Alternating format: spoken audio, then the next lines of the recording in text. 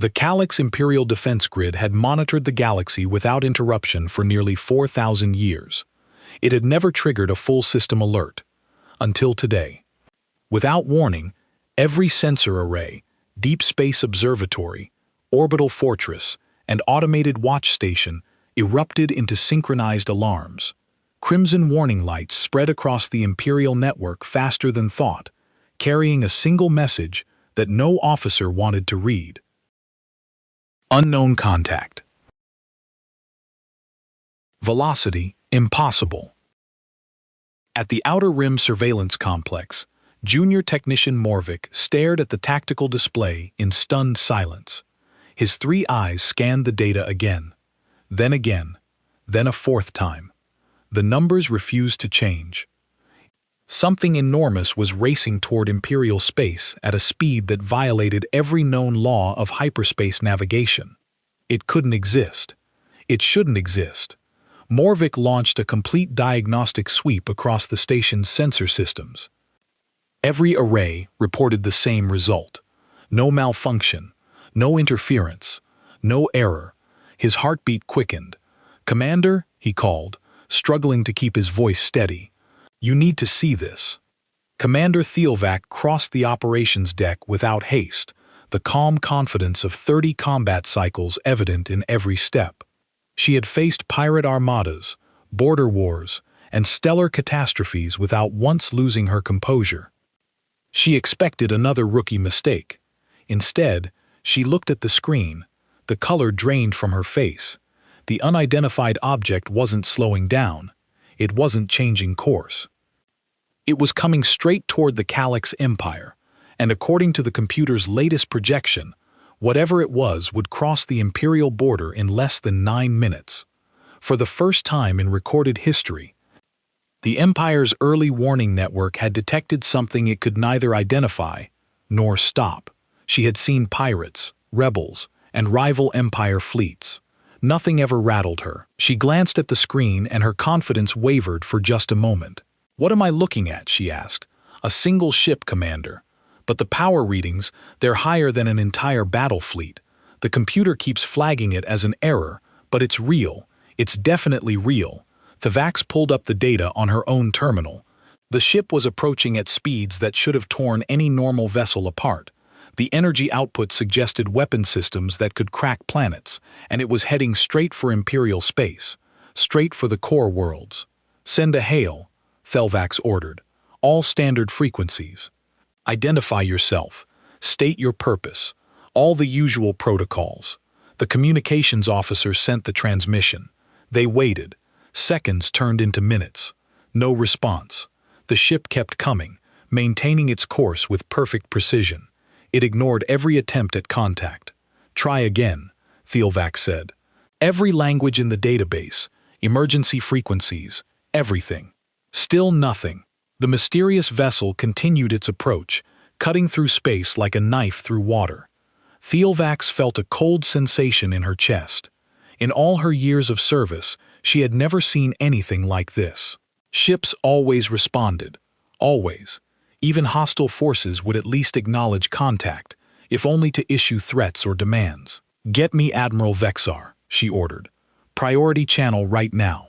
The holographic display flickered to life, showing the imposing figure of Admiral Vexar. The Admiral was a veteran of the expansion wars, a military genius who had crushed rebellions across a dozen systems. His scales were marked with battle scars, and his reputation was built on ruthless efficiency. He looked annoyed at being disturbed. "This better be important, Commander," Vexar growled. "Sir, we have an unidentified vessel approaching Imperial space. It's not responding to any communications. The energy readings are unprecedented." Vexar's expression didn't change. "One ship." "Yes, sir. But the readings suggest one ship," Vexar repeated, his voice dripping with contempt. "We are the Calyx Empire. We have fleets that number in the thousands. We control 50 star systems, and you're worried about one ship? Sir, with respect, the power signature is unlike anything in our database. It's putting out more energy than our entire third fleet combined." Vexar waved a clawed hand dismissively. "Sensors malfunction all the time. It's probably a merchant vessel with faulty identification transponders. If it enters our space without authorization, destroy it. Send a patrol squadron if it makes you feel better. Fexthar out. The hologram vanished. Velvax stood there for a moment, frustration and concern wearing inside her. The Admiral didn't understand. This wasn't a normal situation. But orders were orders. Dispatch Patrol Squadron 7, she ordered. Tell them to intercept and identify. Rules of engagement are defensive only unless fired upon. I want constant updates. 20 minutes later, the situation changed completely. The mysterious ship sent a transmission, not a response to their hails. A broadcast powerful enough that every receiver in the sector picked it up. The message was in Galactic Common, but the accent was strange. The grammar broken in places. The voice that came through the speakers was human, female, cold. Each word was measured and deliberate. This is Captain Maria Chen of the Terran Union Expeditionary Corps Warship Retribution. 6 cycles ago, Imperial forces destroyed the colony on New Eden. 12,000 civilians dead. Men, women, and children. Your Admiral Krevshan gave the order. Your Emperor Zathor sanctioned it. You have 6 cycles to surrender those responsible for this war crime. This is not a negotiation. This is a statement of intent. Comply or face the consequences. You will not receive another warning. The transmission ended. The command center fell silent. Every officer present stared at their stations in shock.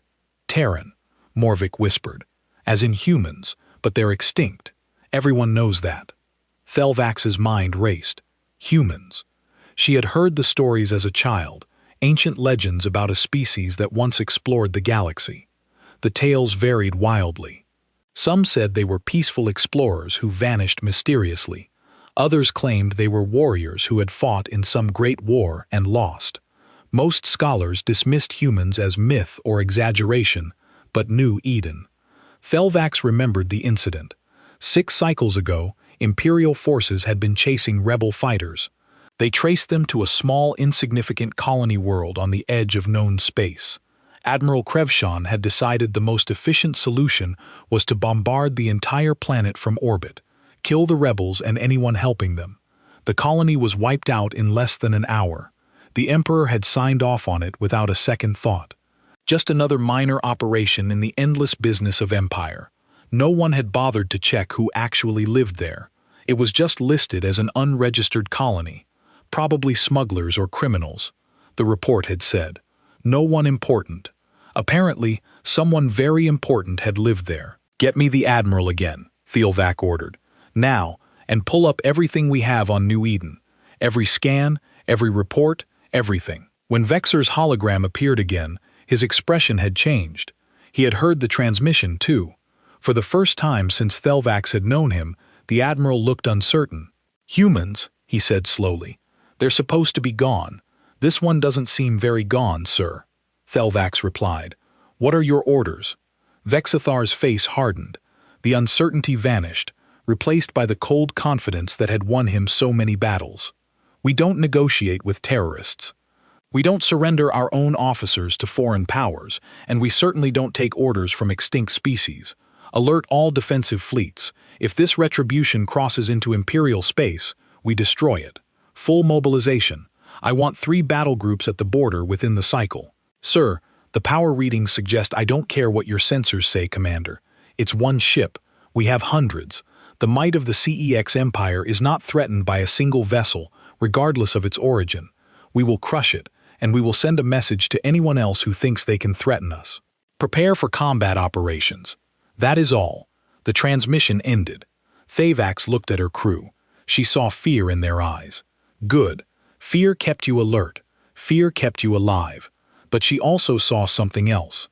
Doubt. The kind of doubt that could break a crew. Listen to me, she said, her voice firm and clear. We are the Imperial Defense Force. We have the best ships, the best weapons, and the best training in the galaxy. Whatever this human ship is, it's still just one ship. We have thousands. The Admiral is right. Numbers win wars. Now everyone to their stations. Execute the mobilization order, and someone get me every piece of intelligence we have on ancient human technology. The crew moved with renewed purpose. Delvax watched the main display as Imperial warships began to converge on the border. Massive dreadnoughts, each one capable of leveling cities. Fast attack cruisers with enough firepower to shred smaller vessels in seconds. Support carriers loaded with fighter craft. Within hours, over 200 Imperial warships had taken up defensive positions. It was an impressive sight. The had fought in enough battles to know that this kind of firepower could stop almost any threat. Almost. The intelligence reports came back. Ancient human technology was mostly legend and speculation.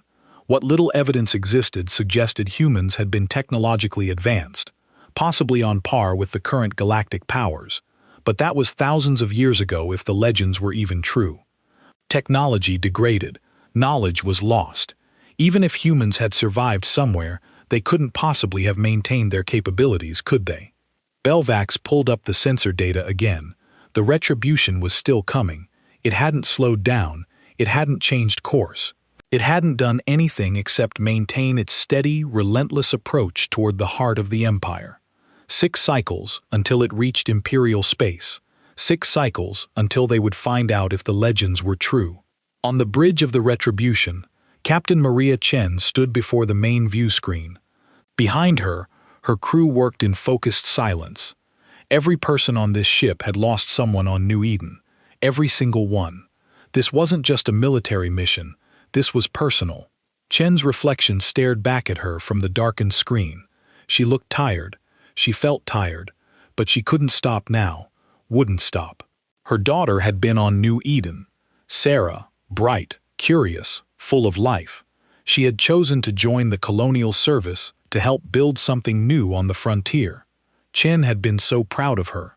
Now Sarah was gone, vaporized along with 12,000 others, because some alien admiral had decided their lives didn't matter. Because an alien emperor had signed off on genocide without a second thought. "Captain," her executive officer said quietly, "we're detecting fleet movements. They're mobilizing." "How many ships?" Chen asked. 200 and counting. 3 battle groups. They're setting up a defensive line. Chen nodded slowly. "They're not going to comply. They're going to fight. So it would seem, ma'am." "Good," Chen said softly. "I was hoping they would." Her exo looked uncomfortable. "Ma'am, those are significant forces. 200 warships. Even with our advantages." Chen turned to face him. Her eyes were cold hard. "Commander, we gave them a chance. We warned them. We offered them a way out. They chose this. And now they're going to learn what happens when you murder 12,000 humans and think there won't be consequences." She looked around at her crew. Men and women from a dozen different human worlds. Engineers, weapons specialists, pilots, all volunteers, all willing to risk everything for justice. This empire has spent centuries pushing around smaller civilizations, Chen continued, taking what they want, destroying what they don't. They did it because no one could stop them.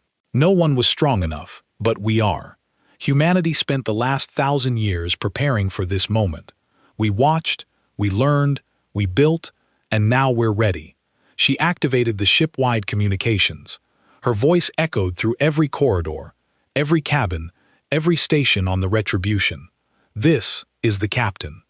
In 6 cycles, we will engage Imperial forces. They outnumber us. They think that matters. They're wrong. What matters is that we're right. What matters is that we're fighting for our families, our friends, our fellow humans. What matters is that we're showing the galaxy that humanity protects its own. No matter the cost, no matter the odds, we will have justice for New Eden.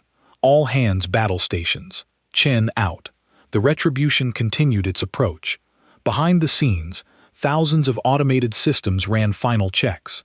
Weapons charged, shields calibrated, engines hummed with barely contained power. The ship was ready. The crew was ready. In 6 cycles, the Calyx Empire would learn that some prey bites back. The Vorgash Nebula was a massive cloud of gas and dust that stretched across several light years.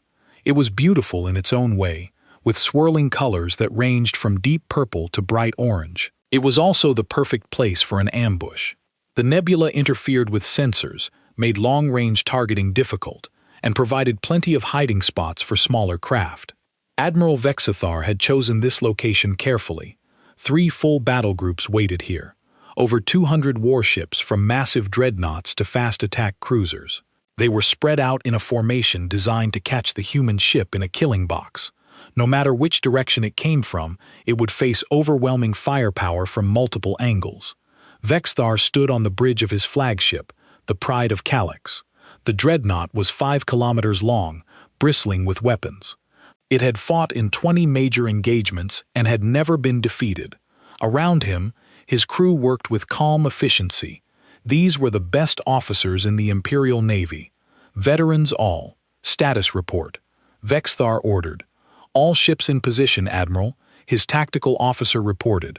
2nd and 3rd battle groups are holding at maximum effective range. 1st group is forward, ready to engage on your command.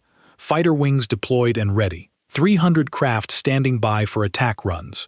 BXR nodded in satisfaction. This was textbook fleet deployment. The human ship, regardless of its capabilities, would be torn apart by the sheer volume of fire his forces could bring to bear. It was simple mathematics. One ship, even a very advanced one, could only fight in so many directions at once. Contact in 30 minutes, sir. The sensor officer announced. The target is maintaining course and speed. No attempt to evade or alter trajectory. Arrogant, Vexer muttered. Or stupid. Maybe both. The minutes ticked by. The tension on the bridge was thick enough to cut. Every officer watched their screens, waiting for the moment when the human ship would appear. Vexar had fought enough battles to recognize the feeling. The calm before the storm. Visual contact. The sensor officer called out, putting it on screen now. The main view screen flickered and then showed the human warship. For a moment, no one spoke. The retribution was massive, 5 kilometers long, bigger than any ship in the Imperial fleet, except for the rare super dreadnoughts. But size wasn't what caught everyone's attention. It was the design. Imperial ships were built for function with some aesthetic considerations. Smooth curves, decorative elements, symbols of power and prestige. The Retribution had none of that. It was all angles and edges, like something carved from a single piece of dark metal. No wasted space, no decoration. Every surface looked purposeful, designed for war, and nothing else. It didn't look like a ship. It looked like a weapon. By the ancestors, someone whispered. Vexthar felt a cold sensation run down his spine. He had seen a lot of warships in his career. This was different. This was something else entirely. But he was the admiral of the Imperial fleet. He had a reputation to maintain. He couldn't show weakness in front of his crew. All ships, he announced over the fleet channel. Open fire. Maximum firepower. Destroy that vessel. Space lit up with weapons fire, plasma lances, bright beams of superheated matter that could melt through ship hulls, anti-adder torpedoes, each one carrying enough destructive power to level a city. Kinetic projectiles moving at incredible speeds, railgun slugs that could punch through armor like paper. The combined firepower of 200 warships all focused on a single target. It was the kind of attack that could destroy entire fleets. Vexar watched the view screen, waiting to see the human ship torn apart under the assault. He allowed himself a small smile.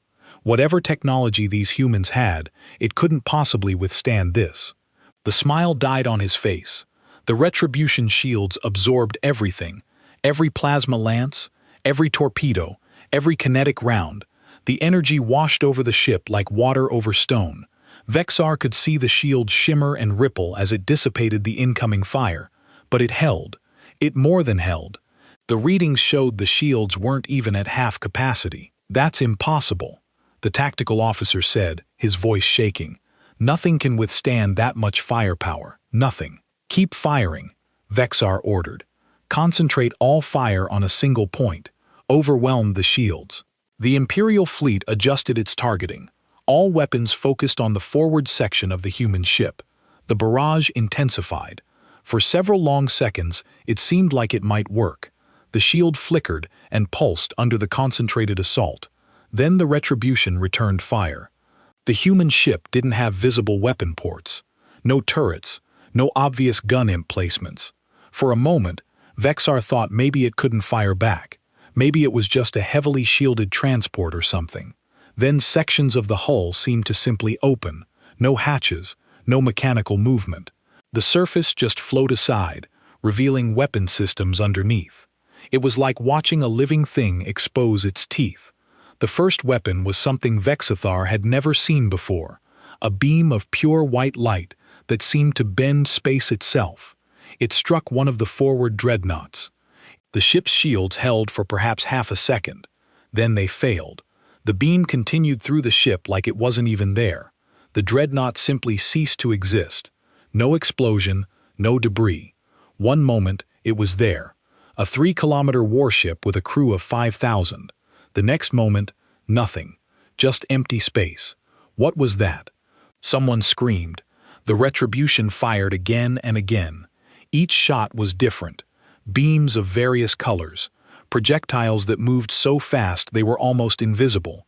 Something that looked like a miniature black hole that pulled 3 cruisers together and crushed them into a single ball of twisted metal.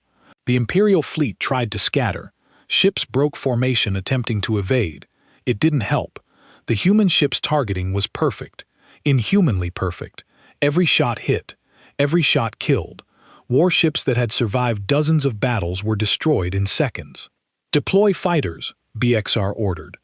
"Swarm them. Small targets are harder to hit." 300 Imperial fighters launched from their carriers. Fast, agile craft, piloted by the best the Empire had to offer. They streaked toward the Retribution from multiple angles. Weapons blazing. The human ship deployed its own countermeasures.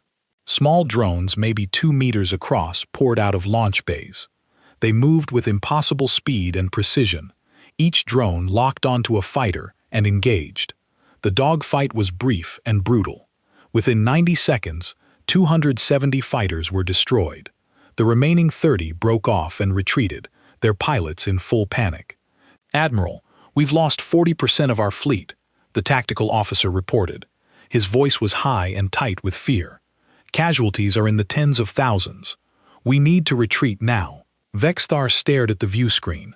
The Retribution continued its approach, methodically destroying everything in its path. It hadn't even slowed down. All that firepower, all those ships, and they hadn't made the human vessel pause for even a moment. For the first time in his military career, Admiral Vexar felt something he had never experienced before. Fear. Real bone-deep fear. This wasn't a battle. It was a massacre. And his fleet was on the wrong side of it. "All ships, full retreat," he ordered. "Maximum speed. Get us out of here." The surviving Imperial ships broke and ran. Engines flared as they desperately tried to escape. The Retribution let them go. It could have pursued and destroyed them all, but it didn't. It simply continued on its original course, heading deeper into Imperial space. On the bridge of the Pride of Calyx, Vexthar slumped in his command chair. Around him, his crew worked in stunned silence. The engagement had lasted 14 minutes. 14 minutes to destroy one of the most powerful battle groups in the galaxy. "Get me the Emperor," Vexar said quietly. "Priority 1, encryption level maximum." While they waited for the connection, Vexar pulled up the casualty reports. Over 70 ships destroyed, 30,000 dead, and they had accomplished exactly nothing. The human ship hadn't even been damaged. Not a scratch, not a dent. The holographic display activated, showing Emperor Zathor. The Emperor was old, even by Calc standards. His scales were gray with age, but his eyes were still sharp. He looked annoyed at being disturbed. "This had better be important, Admiral," the Emperor said. "I was in the middle of We Lost," Vexthar interrupted. He didn't care about protocol anymore. "Your Majesty, we engaged the human ship with 3 full battle groups, over 200 vessels. We threw everything at them. They destroyed half our fleet in less than 15 minutes. The survivors are retreating. The Retribution is continuing toward the core." The Emperor's expression changed from annoyance to confusion to disbelief. "That's impossible. I have the recordings, Your Majesty. I'll transmit them immediately. But you need to understand what we're facing. This isn't a normal military engagement.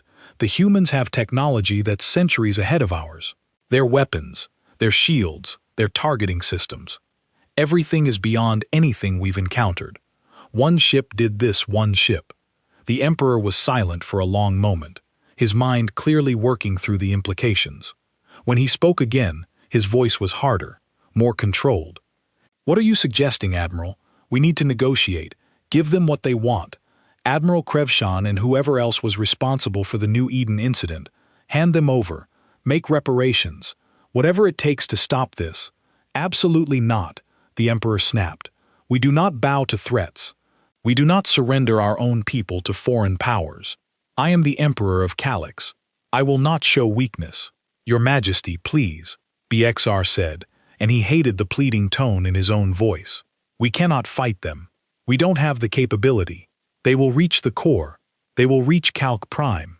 And if they do, then we will destroy them there," the Emperor said firmly. "We have the planetary defense grid, the orbital fortresses, the home fleet. Let them come. We will show these humans that the Calfex Empire does not break. But Your Majesty, that is my final word, Admiral. Pull back to the secondary defensive line. Regroup. Gather all available forces. We will make our stand at the core, and we will win. Zthor out." The hologram vanished. BXthar sat in silence, staring at the empty space where the Emperor had been. The old fool. He didn't understand. He hadn't seen what Vexar had seen, the casual efficiency with which the Retribution had dismantled their forces, the terrifying precision of its weapons, the absolute superiority of its technology.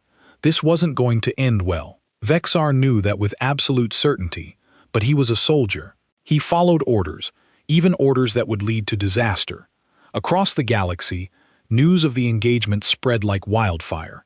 The Galactic Council received reports from dozens of sources, independent observers who had monitored the battle, refugees fleeing Imperial space, intercepted military communications. Every report said the same thing. The humans were back, and they were terrifying.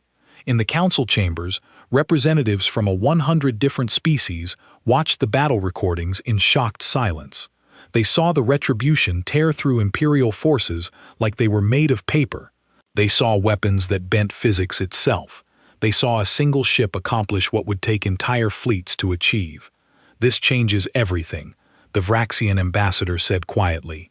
"If humanity has this kind of power, if they've been hiding in the shadows all this time, we need to establish contact." Another representative said, "Open diplomatic channels. Find out what they want. They already told us what they want." The council chairman said, "Justice for New Eden. They want the people responsible for the massacre, and if the Empire won't give them up willingly, they'll take them by force. The Empire will never agree to that. The Emperor would rather die than show such weakness. Then he may get his wish," the chairman said grimly. On board the Retribution, Captain Chen reviewed the after-action reports. The engagement had gone exactly as planned. 0 casualties on their side, minimal damage to the ship. The Imperial forces had been neutralized efficiently, but Chen felt no satisfaction, no triumph, just a hollow emptiness. 30,000 beings had died in those 14 minutes. Most of them were probably just following orders, doing their duty. They hadn't personally ordered the destruction of New Eden. They were just soldiers like her crew, but they had stood in her way. They had chosen to protect the people responsible for genocide, and so they had died. "How many more, Prometheus?" she asked the ship's AI. The AI's voice was calm and measured. "Intelligence suggests 4 more defensive positions between here and the Imperial core. Total estimated forces range from 300 to 500 vessels. Additionally, the core itself has significant defensive capabilities. Orbital fortresses, planetary shield generators, and the home fleet." Chen nodded slowly. "They're not going to surrender. They're going to make us fight every step of the way." "That appears to be the case, Captain. Then we keep going," Chen said. "Plot the most direct course to Calix Prime. Maximum speed. If they want to slow us down, make them pay for every minute." "Understood, Captain." A course laid in. The Retribution accelerated, leaving the debris field of the battle behind. Ahead lay more defenders, more obstacles, more death. But Chen was committed now. There was no turning back. Not until justice was served. Not until the people who killed her daughter faced the consequences of their actions. The galaxy would remember this day, the day humanity returned, not as the peaceful explorers of legend, not as the mysterious vanished civilization of myth, but as something else entirely, as a force of nature, as an unstoppable instrument of justice, as a species that would cross the stars themselves to protect their own. The Calfex Empire had made a terrible mistake. They had attacked humanity, thinking there would be no consequences. They were about to learn just how wrong they were. The news spread across the galaxy faster than the retribution itself. Every major news network, every information service, every back-channel communication network carried the same story. Humanity had returned, and they were carving a path straight through the Calix Empire. After the battle at Vorgash Nebula, the Empire threw everything they had at the approaching human warship. 6 star systems became battlegrounds. Each one was supposed to be the place where the retribution would finally be stopped. Each one became another testament to humanity's technological superiority. The first defensive line after Vorgash was a massive minefield. Imperial engineers had spent years building it. Thousands of automated mines spread across light minutes of space, each one packed with enough antimatter to vaporize a cruiser. The mines were smart, equipped with sensors and targeting systems. They could track, pursue, and detonate at the optimal distance for maximum damage. The retribution approached at full speed. Prometheus, the ship's AI, calculated trajectories for every single mine in real time. The human vessel weaved through the field like a dancer, moving with impossible grace for something so massive. When mines got too close, point defense systems destroyed them at safe distances. The retribution lost exactly 0 seconds navigating through what should have been an impenetrable barrier. The second line was different. Automated defense platforms, each one essentially a weapon system with engines and basic intelligence. No crew to worry about, no morale issues, just cold, calculated firepower. 50,000 platforms arranged in overlapping fields of fire. They opened up simultaneously as the retribution entered range. The platforms lasted 7 minutes. The retribution's targeting systems were simply better, faster, more accurate. Each platform was destroyed before it could finish its targeting protocols. The human ship didn't slow down. It just fired continuously as it passed through the defensive grid, leaving a trail of debris in its wake. By the third system, the Empire had changed tactics. They combined the 4th and 7th fleets, the 2 largest remaining battle groups, over 300 vessels, including some of the oldest and most respected warships in Imperial service. Veterans of 100 battles, ships that had names known throughout the galaxy. The battle lasted 14 hours. It was the longest engagement so far, and the Empire managed to achieve something unprecedented. They actually forced the retribution to slow down. Not by much, not for long, but for a few precious moments, the human ship had to focus on defense rather than simply pushing forward. The Imperial forces fought with desperate courage. They threw themselves at the retribution in waves, trying to overwhelm it through sheer numbers. Captains rammed their dying ships into the human vessel's shields, hoping to create openings for others to exploit. Fighter pilots made suicide runs, knowing they wouldn't survive, but hoping to do some damage. It didn't work. The retribution shields held. Its weapons continued to fire with mechanical precision. One by one, the Imperial ships were destroyed. By the time the battle ended, over 200 vessels had been reduced to scrap. The survivors fled. The retribution continued on its course. On the bridge of the retribution, Captain Chen watched the tactical display with grim satisfaction. They were making good time, better than expected actually. At this rate, they would reach Calix Prime within 2 cycles, but the cost was weighing on her. Prometheus had calculated the casualties. Over 70,000 dead across all the engagements so far. Most of them were soldiers. Yes, people who had chosen military service, who understood the risks. But that didn't make it easier. Chen had spent her entire career trying to avoid unnecessary loss of life. Now she was directly responsible for more deaths than she could count. "Captain," her communications officer called out, "we're receiving a transmission. It's from the Galactic Council." Chen raised an eyebrow. "The Council? What do they want?" "They're requesting a meeting. Neutral space." They say they want to mediate between us and the Empire. Chen was quiet for a moment thinking. The Galactic Council was the closest thing to a central government the galaxy had, hundreds of species, all theoretically equal members. In practice, the larger and more powerful civilizations dominated. But the Council did maintain some semblance of order and international law. Response, the communications officer asked. Tell them we already stated our terms. Chen said. The Empire knows what we want. If they're ready to comply, they can contact us directly. We're not interested in mediation. This isn't a diplomatic dispute. This is justice. The officer nodded and sent the message. Chen turned back to the view screen, watching the stars streak past as the Retribution maintained its course. Behind her, she could feel the eyes of her crew. Some of them were uncertain about her decision. Others supported it completely, but all of them had lost someone on New Eden. All of them understood why they were here. Captain, Prometheus said, the AI's voice coming through the ship's speakers. I have completed the analysis you requested. The Empire's defensive capabilities around Kalex Prime. Go ahead, Chen said. The system has 12 major orbital fortresses. Each one is equivalent to a dreadnought in terms of firepower, but with significantly better shields and armor due to not needing engines or life support. Additionally, the planet itself has a multi-layered shield system powered by fusion reactors on the surface. The home fleet consists of approximately 400 vessels, including their pride, the World-Breaker Dreadnought. Combined, the system's defensive capabilities represent approximately 40% of the Empire's total military strength. Chen nodded. She had expected something like this. The Empire would throw everything they had left at defending their homeworld. It made sense, but it also meant the final battle would be the bloodiest yet. Assessment of our chances? She asked. Victory is achievable, but not without cost, Prometheus replied. The fortresses will require sustained fire to destroy.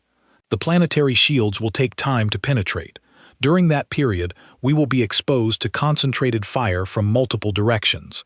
I estimate we will take damage for the first time since entering Imperial space. How much damage? Shield integrity will drop below 50% at peak engagement.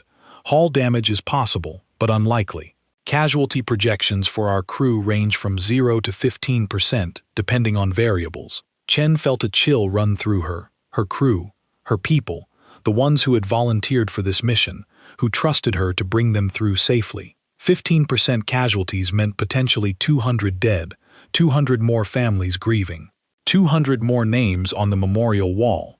Is there an alternative approach? She asked. Something that reduces our exposure. Yes, Prometheus said we could engage in a fighting retreat, draw their forces out of the defensive grid, engage them in smaller groups where our advantages are more pronounced. This would extend the operation by several cycles, but would reduce our risk significantly. Chen considered this more time meant more opportunities for things to go wrong.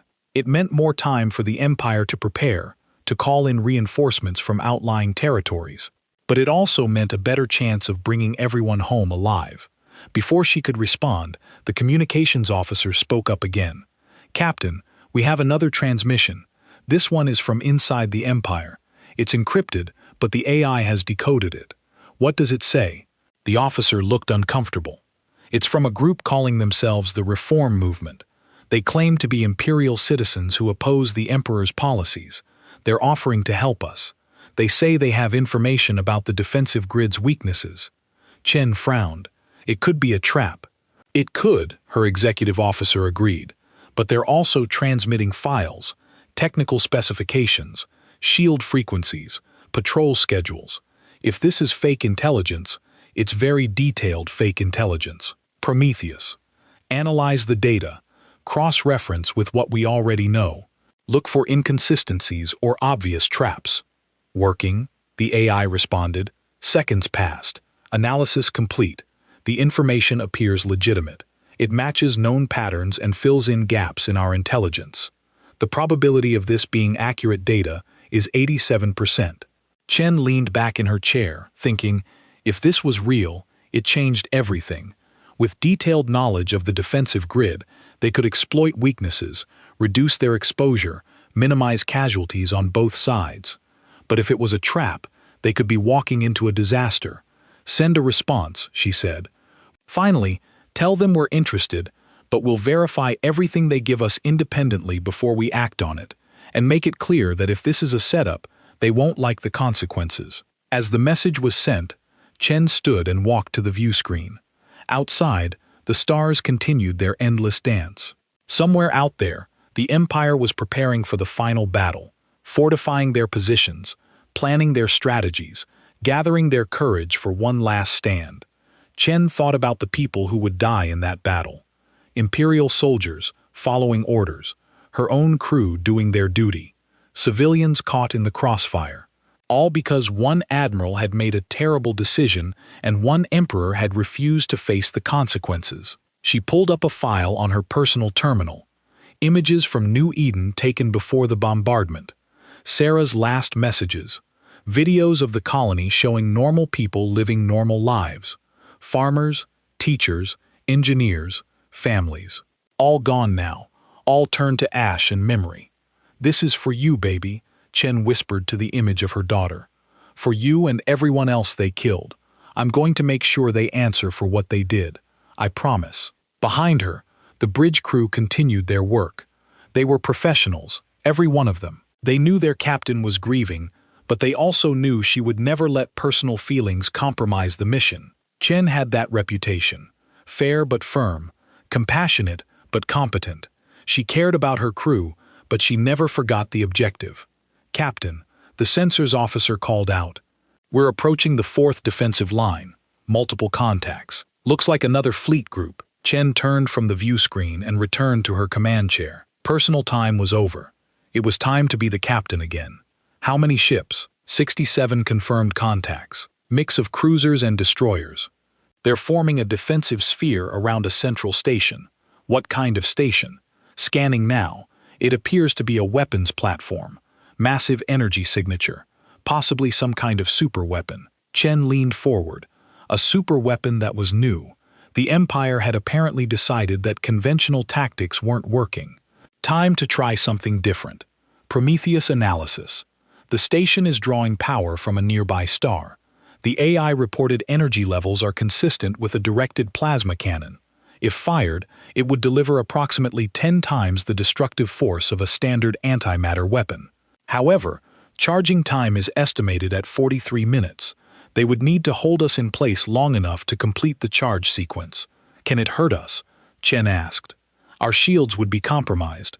Hull damage is likely, but it would not be fatal unless they managed multiple direct hits." Chen nodded. The Empire was getting creative. That was good in a way. It meant they were still trying, still fighting. But it also meant they were getting desperate. Desperate enemies made mistakes, but they also fought harder because they had nothing to lose. "Battle plan," she said. "We take out the station first. Priority target. Ignore the ships unless they actively interfere. I want that superweapon destroyed before they can fire it." "Understood, Captain. Weapons armed and ready." The retribution accelerated toward the defensive formation. The Imperial ships immediately opened fire, throwing up a wall of plasma and missiles. The human vessel's shields absorbed the barrage with ease. It returned fire with its directed singularity weapons, each shot precisely targeted. The Imperial fleet tried to form a protective screen around the station, but they were simply too slow. The retribution moved with incredible speed and agility for something so massive. It wove through the defensive formation, avoiding the worst of the fire while systematically destroying anything that got too close. Within 8 minutes, the retribution had a clear shot at the station. Chen gave the order, and the human ship fired its most powerful weapon. The directed energy beam struck the station's power core. For a moment, nothing happened. Then, the station simply exploded, releasing all its stored energy at once. The blast was visible for light years in every direction. The surviving Imperial ships retreated immediately. There was no point in continuing the fight. Their superweapon was gone. They had nothing left that could threaten the human vessel. The battle was over almost before it began. Chen watched them go. Another defensive line broken. Another obstacle cleared. The path to Calyx Prime was almost open now. Just one more system, one more battle, and then they would finally reach the heart of the Empire. Damage report, she ordered. Shields at 91%. No hull damage, no casualties, all systems nominal. Good, Chen said. Maintain course. Best speed to Calyx Prime. It's time to end this. The Retribution jumped to faster-than-light travel, leaving the debris of yet another battle behind. Ahead lay the final confrontation, the Empire's last stand, the moment that would determine whether justice would be served, or whether the powerful would once again escape the consequences of their actions. Chen had come too far to fail now. She had lost too much, sacrificed too much. One way or another, the people responsible for New Eden would answer for their crimes. Even if she had to tear down an entire empire to make it happen, the Calyx Prime system was the jewel of the Empire. 3 habitable worlds orbited a stable yellow star. The primary planet, Calyx Prime itself, was home to 15 billion Imperial citizens. Massive cities covered entire continents. Orbital habitats housed millions more. Space stations and industrial platforms dotted the system. It was the beating heart of a civilization that had dominated this region of space for over 1,000 years. And now that heart was about to be tested like never before. The Retribution dropped out of faster-than-light travel at the edge of the system. Immediately, alarms began sounding across every military installation. The human warship had arrived. The moment everyone had been dreading was finally here. Emperor Zelthor stood in the command center, deep beneath the Imperial Palace. Around him, holographic displays showed the disposition of forces throughout the system. It was the most powerful concentration of military might the Empire had ever assembled in one place. 400 warships, 12 orbital fortresses, thousands of fighter craft, planetary shields powered by fusion reactors that could withstand sustained bombardment for days. And at the center of it all, the World Breaker, the pride of the Imperial Navy, a super dreadnought 10 kilometers long, bristling with more weapons than some entire fleets. It had never been defeated in battle. It had destroyed rebel stations, pirate bases, and rival Empire outposts. It was quite simply the most powerful warship ever built by the Calfex Empire. "Your Majesty," Admiral Vexar said quietly. He looked tired. The running battles had taken their toll on him. The human ship has entered the system. It's maintaining a steady approach toward the planet. Zethor nodded slowly. He was old, but his mind was still sharp. He understood what was at stake here. This wasn't just about military defeat. This was about the legitimacy of the Empire itself. If they surrendered, if they handed over their own officers to foreign powers, it would set a precedent that would destroy them. Other species would see it as weakness. Rebellions would flare up across dozens of systems. The Empire would collapse within a generation. But if they fought and lost, the result might be even worse. "Send one final transmission," Zethor ordered. "To the human ship, tell them we are willing to negotiate. Offer reparations, compensation, territory, anything except turning over Imperial citizens to foreign justice." The message was sent. Minutes passed in tense silence. Then the response came back. It was audio only. Captain Chen's voice cold and unyielding. "Emperor Zalthor, we did not cross half the galaxy to negotiate. We came for justice. You have 1 hour to surrender Admiral Krevshan and the other officers responsible for the New Eden massacre. You personally sanctioned that attack. We want you as well. 1 hour. Then we will take you by force." The transmission ended. Zophor felt anger surge through him. How dare these humans make demands of him? He was the Emperor of Calyx. His word was law across 50 systems. He bowed to no one. "Your Majesty," Vexthar said carefully, "perhaps we should consider." "No," Zelthor snapped. "I will not surrender. I will not be taken prisoner by these upstart primitives. If they want me, they will have to kill me, and they will have to go through every loyal soldier in this system to do it." He turned to face the command staff. "All forces, prepare for battle. We will show the galaxy that the Keltex Empire does not break. We do not surrender. We fight." The order went out. Across the system, Imperial forces moved into position. The orbital fortresses powered up their weapons. The home fleet formed defensive formations around the planet. The Worldbreaker took up position at the center of the formation, ready to engage. But something unexpected happened. Even as the military prepared for battle, another force was stirring. The civilian population of Calyx Prime had been watching the news. They had seen the footage of the battles. They had heard the human demands, and many of them had begun asking questions. What actually happened at New Eden? Why were 12,000 civilians killed? Who authorized it? And why was the Emperor refusing to let those responsible face justice? The Imperial government had tried to control the narrative. Official statements claimed New Eden was a military target, that casualties were minimal, that the humans were terrorists making false accusations. But the evidence was mounting. Leaked documents, testimony from survivors on other worlds. Even some Imperial officers were starting to question the official story. Protests began in the capital city. Small at first, just a few hundred people. But within hours, the crowds had swelled to thousands, then tens of thousands. They demanded the truth. They demanded accountability. Some even called for the Emperor to step down. On board the Retribution, Chen watched all of this unfold through their intelligence feeds. Prometheus had infiltrated the Imperial communication networks and was providing real-time updates on the situation. The AI had also done something Chen hadn't ordered, but didn't stop. It had released classified documents to the public, the actual after-action reports from New Eden, complete casualty lists, video footage from the bombardment.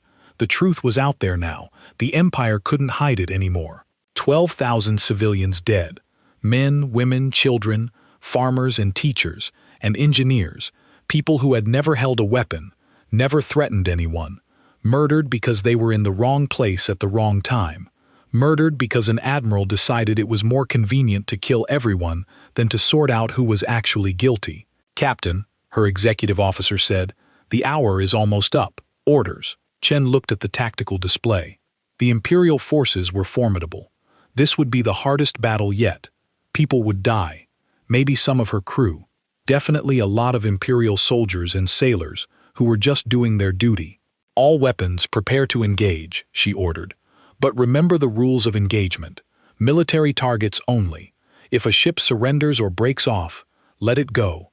No unnecessary casualties. We're not here to destroy the Empire. We're here for justice." The Retribution advanced into the system. The Imperial forces opened fire immediately. It was like nothing Chen had seen before. The sheer volume of incoming fire was incredible. Plasma lances by the hundreds, anti-adder torpedoes by the thousands, kinetic projectiles moving at relativistic speeds. Every weapon the Empire possessed, all focused on a single target. The Retribution's shields held, but Chen could see the power readings dropping. 70%, 60, 55. This was the real test. For the first time since entering Imperial space, they were actually being challenged. "Return fire," Chen ordered. "Target the orbital fortresses first. Those have the heaviest weapons." The Retribution's weapons came to life. The directed singularity beams struck the first fortress. Its shields flared and held for several seconds. Then they failed. The fortress's structure buckled under the assault. Secondary explosions rippled through it. Within 30 seconds, it was nothing but debris. But destroying one fortress took time, and in that time, the other 11 kept firing. The Imperial fleet swarmed around the Retribution, hitting it from every angle. Chen's crew worked frantically, redirecting shield power, coordinating point defense, managing heat dissipation. "Shields at 40%, the tactical officer reported. "Hull temperature rising. Some of the outer plating is starting to buckle." Chen gritted her teeth. They were taking damage, real damage, but they were also dishing it out. Another fortress exploded, then another. The Retribution was methodically dismantling the defensive grid, one target at a time. "Captain, the World Breaker is moving to engage," sensors reported. "It's approaching from Vector 73, Mark II. Chen pulled up the tactical view. The massive Imperial dreadnought was indeed moving toward them. It was an impressive sight. 10 kilometers of weaponized metal, moving with surprising speed for something so large. This was the Empire's trump card, their greatest warship. "All forward weapons target the World Breaker," Chen ordered. "Let's see how tough it really is." The two massive warships closed on each other. For several long minutes, they exchanged fire at point-blank range by space combat standards. The Worldbreaker's shields were incredibly powerful, much stronger than any other Imperial ship. It absorbed the Retribution's attacks and kept coming, but the Retribution was built for this kind of fight. Its weapons were designed to crack the toughest defenses. Slowly, methodically, the human ship wore down the Worldbreaker's shields. Chen could see the Imperial Dreadnought's power levels dropping, its shields flickering, its armor beginning to melt under the sustained assault. "They're trying to ram us," the navigation officer shouted. "The Worldbreaker is on a collision course." Chen's eyes widened. A ramming attack. Desperate, but potentially effective. If the Worldbreaker could slam into the Retribution at full speed, the impact might do more damage than any weapon. It was a suicide run, but it might work. "Evasive maneuvers," Chen ordered. "Don't let them close the distance." The Retribution's engines flared. It twisted away from the Worldbreaker's charge, moving with agility that shouldn't have been possible for something so massive. The Imperial Dreadnought tried to adjust its course, but it was too slow, too committed to the ramming run. Chen saw the opening. "Target their engines. Disable them. I don't want to destroy that ship if I don't have to."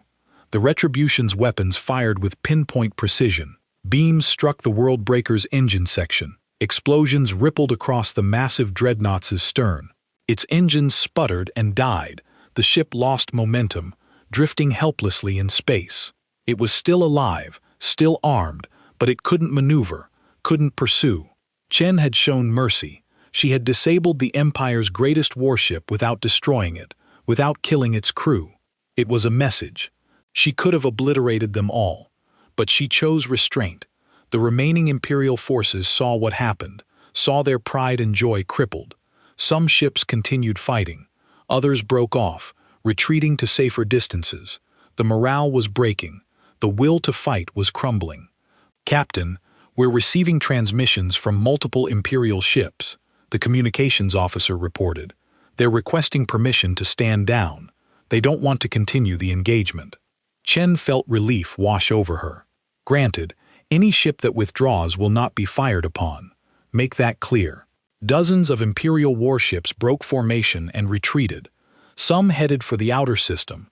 Others simply powered down their weapons and held position. They were done. They had fought as hard as they could, and it hadn't been enough. There was no shame in stopping now. But not all of them stood down. About a H-100 ships remained, still fighting, still loyal to the Emperor. They were the true believers, the ones who would fight to the last breath rather than surrender. The battle continued for another 2 hours. It was brutal, intense, and ultimately futile for the Imperial forces. One by one, the remaining ships were destroyed or disabled. The orbital fortresses were all gone. The planetary shield generators were targeted and taken offline. Calc Prime lay exposed. The Retribution took up position in orbit over the Imperial capital. Its weapons were trained on the palace. Chen opened a direct channel to the Emperor. "Emperor Zathor," she said, her voice calm but firm. "Your military has been defeated. Your defenses have been destroyed. You have two options. Surrender yourself and the others responsible for New Eden, or I will take you by force. You have 1 hour to decide. If you attempt to flee, I will destroy your escape vessel. If you refuse, I will send ground forces to extract you. Your choice." In the command center beneath the palace, Zathor stood in silence. How around him? His advisors were panicking. Some suggested fleeing, others proposed a counterattack. A few quietly suggested surrender. Zathor looked at the screens showing the streets above. The protest had turned into a full-scale uprising. Millions of citizens demanding he step down, demanding accountability. The truth about New Eden had shattered their faith in the government. "In him, Your Majesty." One of his generals said, "We still have ground forces, loyal troops.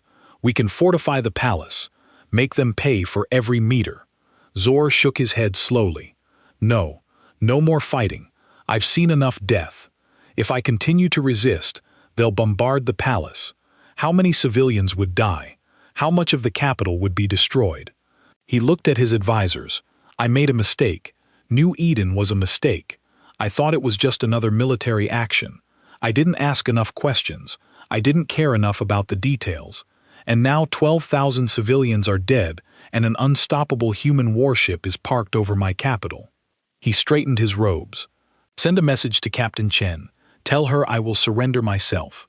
Admiral Krevshan and the other officers involved will also be turned over on one condition: that the civilians of this world are not harmed, that the Empire is allowed to continue, that she takes only those directly responsible. The message was sent. Chen received it and considered carefully. Her mission was justice, not revenge, not conquest. She had what she came for. The people responsible were willing to face the consequences. Accepted. She transmitted back. Prepare for extraction. A shuttle will arrive at the palace in 30 minutes. No guards, no weapons, just the individuals we named. Any deviation, and the deal is off. 30 minutes later, a human shuttle landed in the palace courtyard.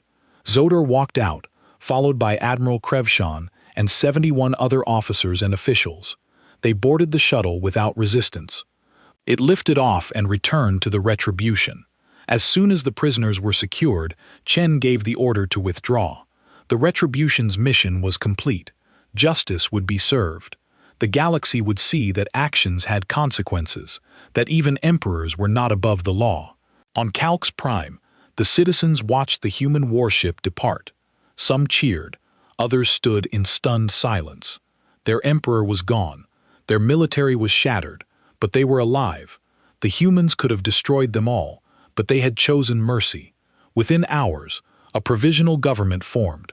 Reformists who had opposed the emperor's policies. They immediately reached out to the Galactic Council, requesting mediation and assistance. They promised accountability, transparency, a new beginning for the Kelx Empire. The siege of the Imperial core was over, but the real work was just beginning. Justice had to be served.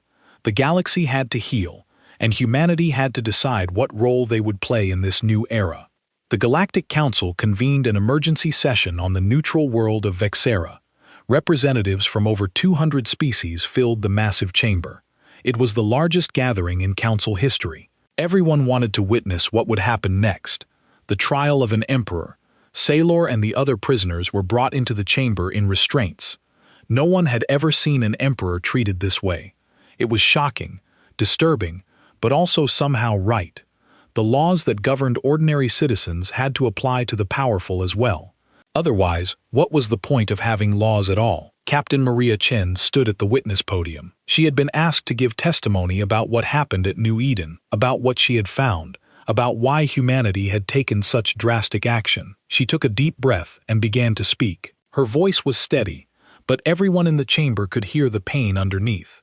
New Eden was a farming colony. 12,000 people, human settlers who wanted a simple life, far from the complications of galactic politics. They grew crops. They raised families. They built schools and homes and communities. They weren't soldiers. They weren't criminals.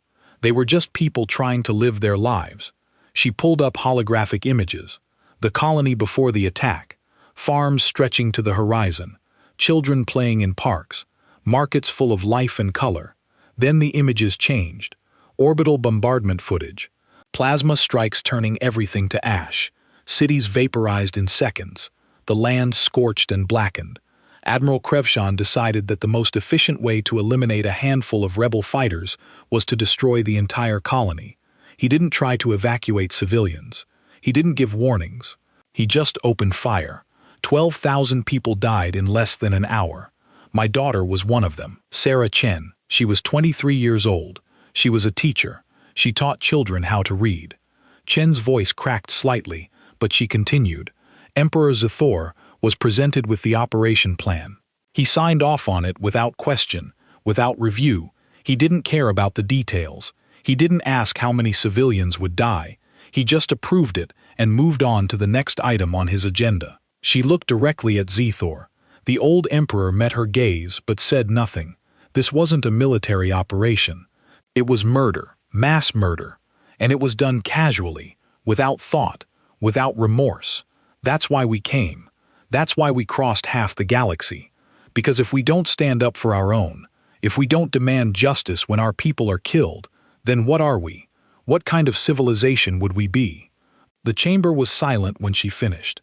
Many of the representatives were visibly moved. Some were crying. Even species that had never met humans before understood the weight of what Chen was saying.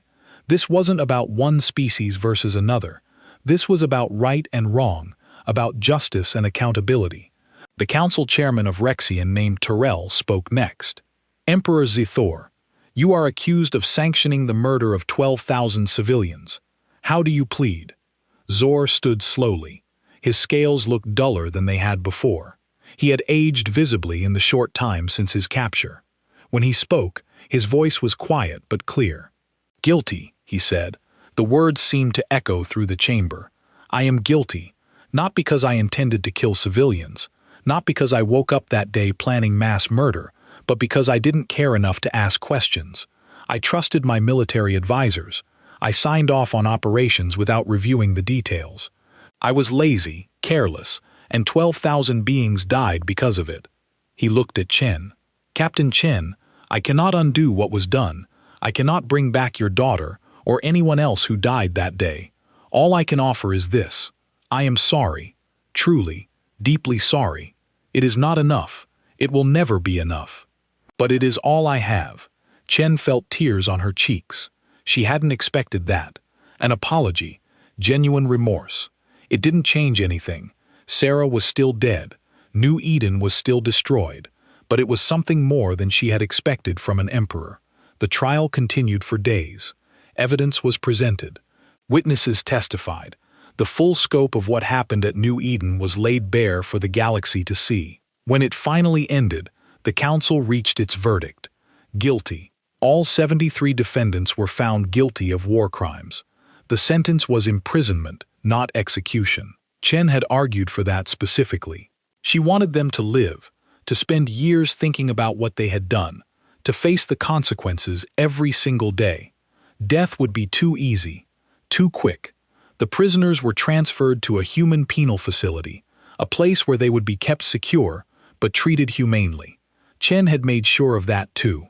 She wouldn't become the monster she was fighting against. Justice meant following proper procedures, treating even criminals with basic dignity. After the trial, the Galactic Council held another session. This time, the topic was humanity itself. For centuries, humans had been shadows, myths, legends that most people didn't believe. Now, they were very real, very powerful, and very much a force that couldn't be ignored. Chairman Terrell addressed the assembly. We have witnessed something unprecedented.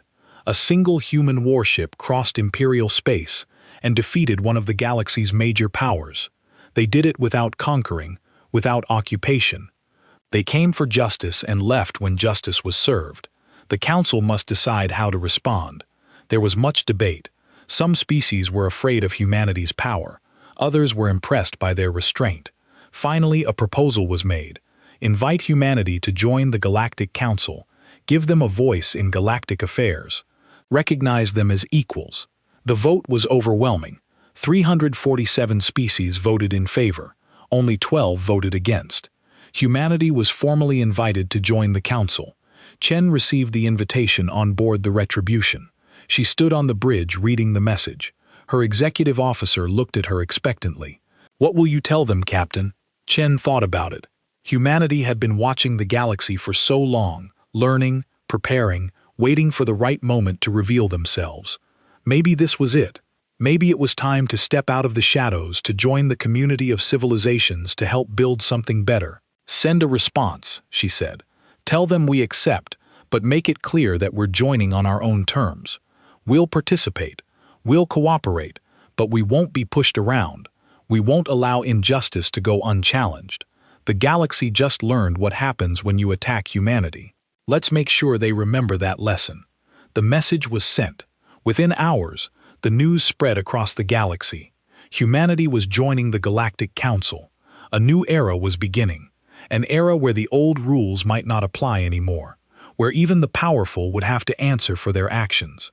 Chen ordered the Retribution to plot a course back to human space. But as they prepared to jump, Something appeared on their sensors. Multiple contacts, dozens of them, all human ships, the entire fleet emerging from the edges of known space. Prometheus, what are they doing here? Chen asked. They're taking up positions along the border of known space, the AI reported, establishing a presence, letting everyone know we're here, that we're watching. Chen nodded slowly. It made sense. The retribution had gotten everyone's attention, but one ship, no matter how powerful, could only be in one place at a time. The fleet showing themselves sent a different message. Humanity wasn't just one warship. They were hundreds, maybe thousands, an entire civilization with technology and capabilities that outmatched anything the galaxy had seen. It's a deterrent, Chen said, a reminder. We came for justice this time. We were restrained, professional, but if someone decides to test us again, if someone else attacks human civilians, they need to know what will happen. The fleet makes that clear. She received a communication from Fleet Command, orders to return home, to rest, to recover. The retribution had done its job.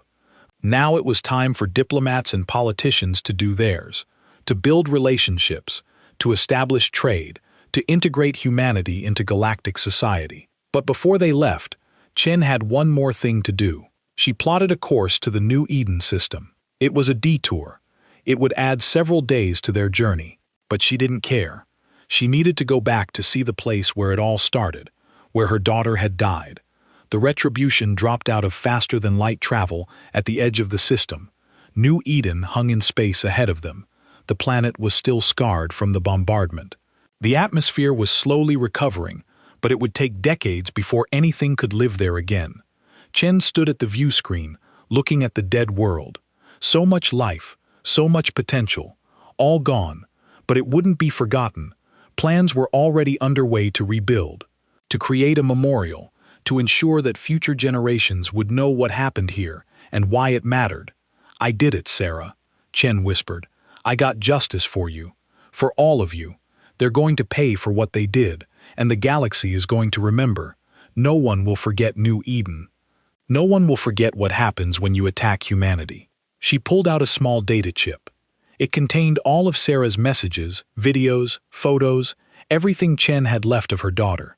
She held it close for a moment, then carefully placed it in a memorial capsule. The capsule was loaded into a launch tube. Launch, Chen ordered. The capsule shot toward the planet.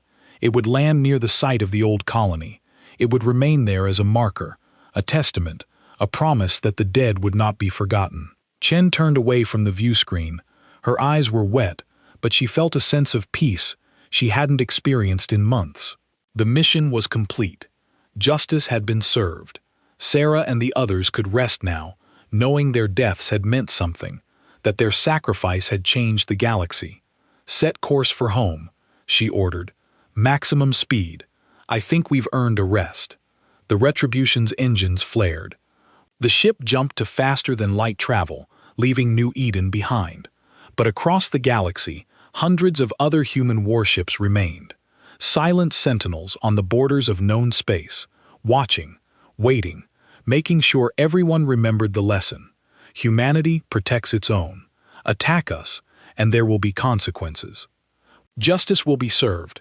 No matter how long it takes, no matter how far we have to travel, no matter who we have to fight, the Calyx Empire began its reformation. The provisional government worked with the Galactic Council to implement new laws, new protections for civilians, new accountability for military actions. They used New Eden as a case study, a warning, a reminder of what could happen when power went unchecked. Other empires and nations watched nervously. They reviewed their own policies, their own military procedures. No one wanted to be the next target of human justice. The galaxy had seen what one human warship could do. No one wanted to find out what the entire fleet was capable of. The Galactic Council created new laws, protections for civilians in wartime, mandatory reviews for military operations, independent investigations for alleged war crimes. They called them the New Eden Accords. Everyone knew what they really were. The price of awakening humanity. The cost of learning that some species bite back. Months later, the first human embassy opened on Vixara. Ambassador Rebecca Torres stood at the entrance watching representatives from hundreds of species arrived for the opening ceremony. Some came out of curiosity, others out of respect. A few came out of fear, but they all came. Chairman Terrell approached her. The Vraxian looked tired but satisfied. Ambassador Torres, welcome to the council. I hope this is the beginning of a long and productive relationship. Torres smiled. So do I, Chairman. Humanity doesn't want to be the galaxy's police force. We don't want to conquer or dominate. We just want to live in peace, to trade, to learn, to contribute. But if anyone threatens us or our allies, they need to understand what will happen. We showed restraint with the CEX Empire. We could have destroyed them. Instead, we sought justice. Accountability. That's what humanity stands for. Terrell nodded slowly. The galaxy learned an important lesson. Power must be balanced with responsibility. Strength must be tempered with wisdom.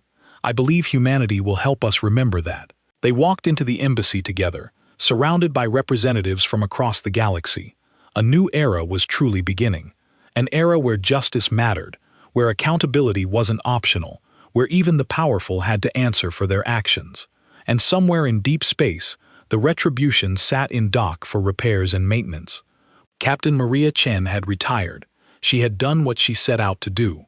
Now it was time for others to carry on the work. Younger officers, diplomats, people who would build on the foundation she had created.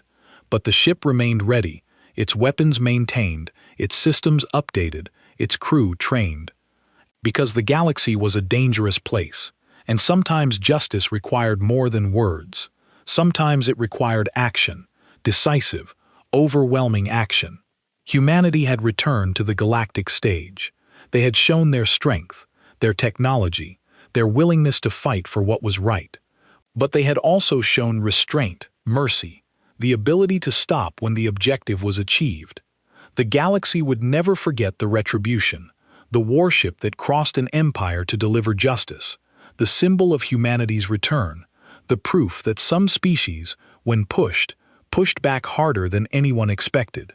In the end, the message was clear. Humanity protects its own. No mercy given to those who attack the innocent, but justice. Real justice always delivered. Not revenge, not conquest, just accountability, just consequences. The galaxy had learned to respect that, to fear it perhaps, but mostly to respect it. Because in a universe full of predators and prey, humanity had proven they were something else entirely. They were protectors, guardians, avengers when necessary, but always, always on the side of justice. New Eden would never be forgotten. The 12,000 dead would be remembered. Their sacrifice had changed everything, had forced humanity out of the shadows, had created a better, more just galaxy, and somewhere in whatever afterlife existed, maybe Sarah Chen and the others could rest, knowing their deaths had meant something, that their lives had mattered, that humanity had crossed the stars themselves to make sure justice was served, no mercy given, justice delivered. Humanity's watch had begun.